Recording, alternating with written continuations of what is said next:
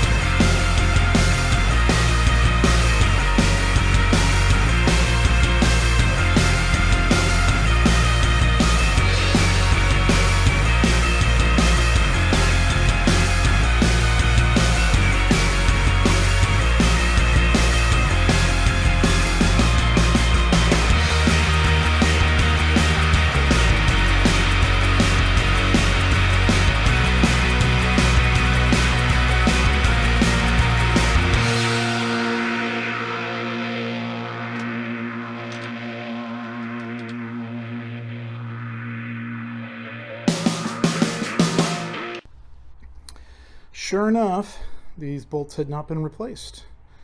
So these new ones have this little tapered end. These ones had a blunt end, and somehow that makes a big difference. So I'll put these in, and I think I'm going to paint that valve cover because it's pretty worn and looks pretty ratty. So I won't be closing it up real fast. Alright, so I've got a little bit of a surprise that I was not expecting, but I found other tutorials online about it. So this bolt came out fine. This one, which is the intake cam, is broken off. And I guess this can happen. I guess this is why it was recalled.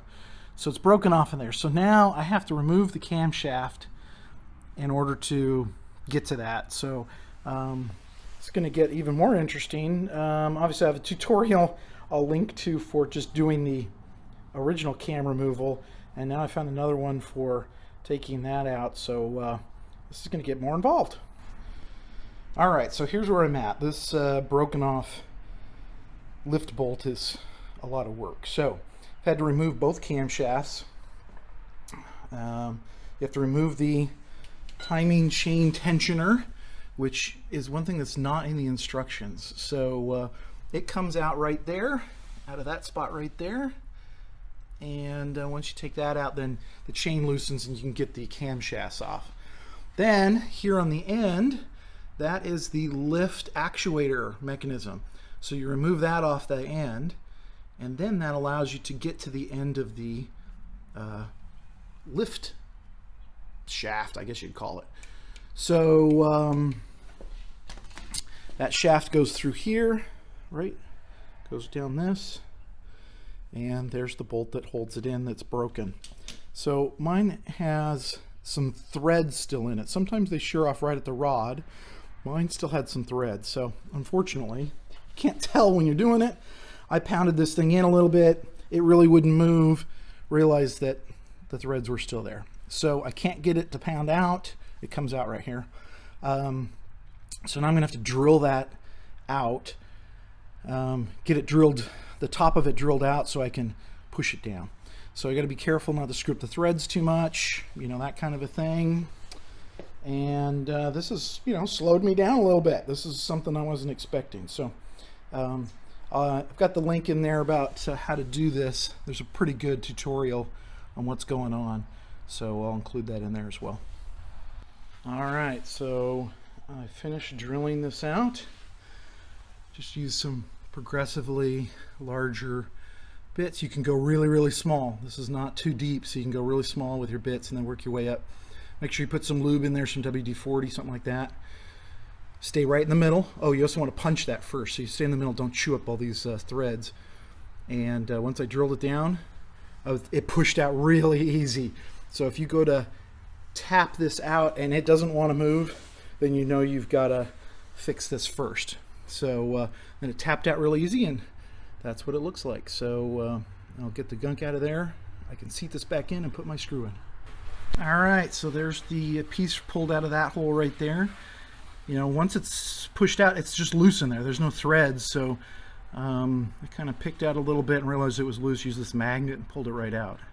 So now I can put it all back together again. All right, everything's put back together again. So I used some blue Loctite on these. Don't want them going anywhere. These, you follow the instructions. You start from the middle and you work your way out. Tightening 15 pounds for these nuts. I had drawn little lines, so I was able to match these up, slip them right back in. Put the chain tensioner back in, slip that in with the little latch on it, and then what you do is you just grab the crank in the front of the engine, reverse it, forward it, and it'll pop, and then you'll get your chain tension. And then put the lift actuator all back and connected and on. And so this thing is put back together. I thought that was going to be a brutally long project, but it actually wasn't too bad at all. Nice. Getting started in the morning is a good thing. So, you know, while I have this apart, I'm going to pull the plugs, swap the plugs, and I'm going to deal with the ugly valve cover. And so I'll get that cleaned up and paint it before I put a new gasket on and close it back up again.